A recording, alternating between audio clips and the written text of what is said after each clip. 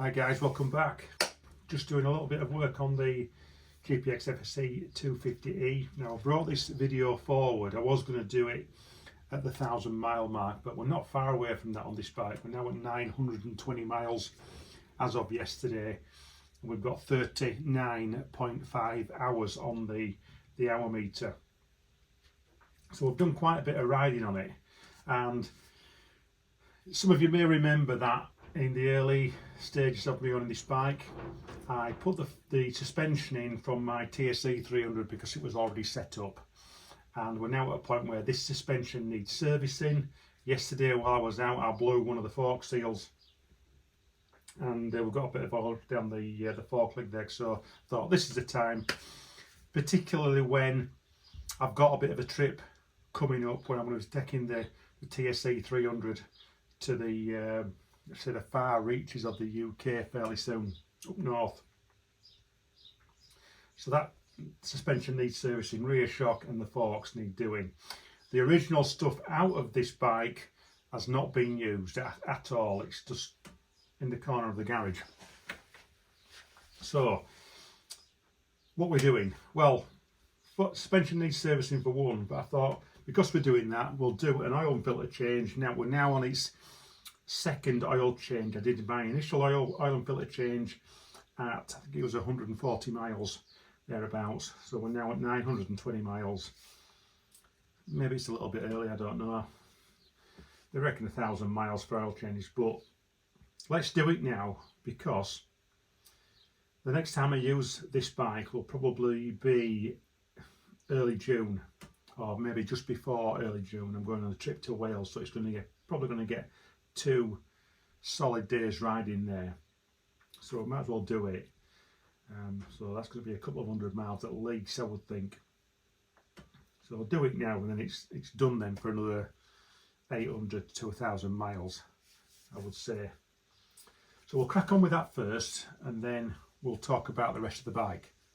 So I've got my tools out. All I need for this job is 17mm socket and wrench, an 8mm T-bar.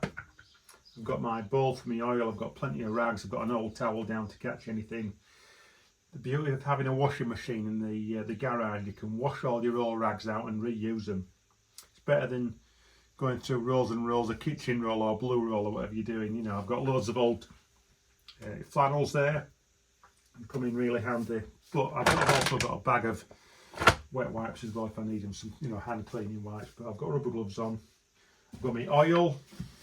Now there's labels missing off this, but it is actually ELF 1040 fully synthetic oil, and the little funnel measuring jug.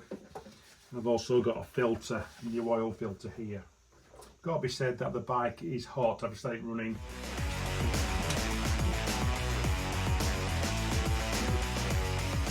Well, the oil's looking pretty well used. I do hammer this bike, I don't treat it gently.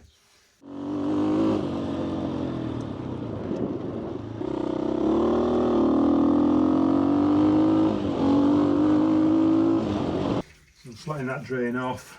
We'll just get the oil filter out. 8mm T-bar on here, the oil filter housing. Just pull that off. Just remember, when you're taking this off, there's a certain way this oil filter cap goes on, and that's so the oil flow galleries have got to match up here.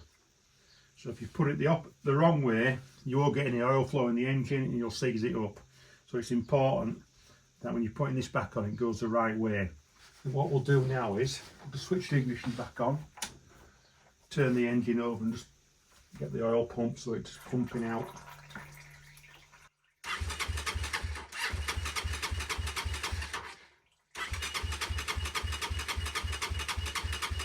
Okay, so I'm happy we've got all the oil out. You'll notice that inside the oil filter housing there's a spring at the back. That's just to keep pressure on the oil filter, keep it up against the cover there. So got some new copper washers. So we've got a new copper washer on the sump nut. So we'll just put that back in.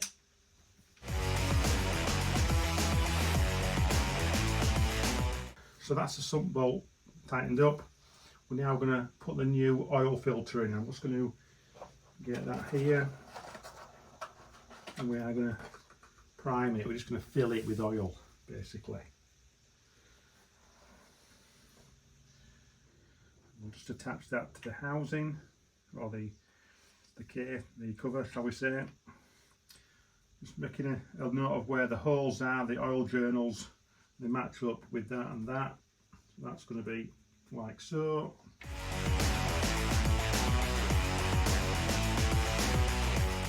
Now what I've not changed is the O-ring. I will do that on the next oil change. That's the O-ring on the cap here. Should really do it at least every couple of oil changes, I would say. So they're hand tight at the moment, just using my T-bar. All I'm going to do is one hand, I'll just turn them so it just meets up with it. Okay, so they're 2 finger tight, so I've just got my hand on, one hand, just snug them. That's it, that's all you need. That's done. Bit of a wipe down.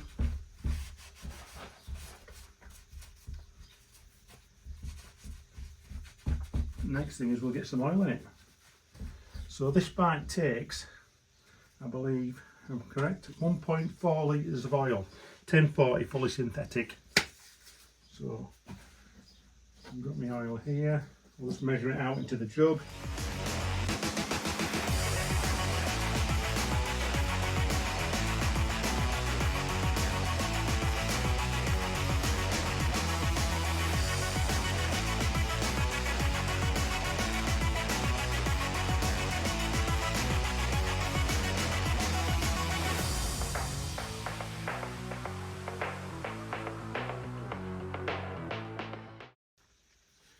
So we should be somewhere near now. Let's put the cap on,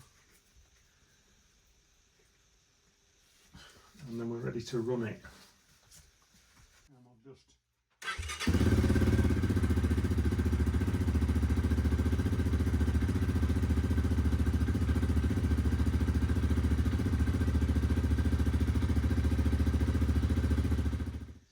Alright, the oil's back up.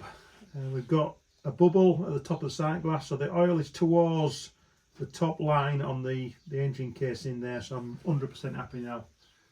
Plenty of oil in there, and you know, we've got that as a reference point now for every time we use the bike. So what we're going to do at this point now is get the bike on the stand. Now we've got the job out of the way where we don't need access to the underneath the engine case. Get the bike on the stand, then I can start getting the suspension stripped off, and we'll just have a look at the bike and just talk about the bike.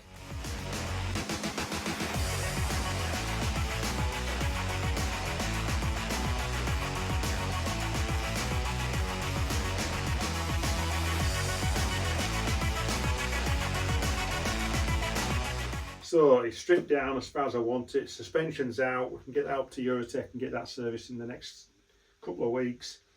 And in terms of the bike, there's only one thing to report so far in terms of breakages, and that is the exhaust.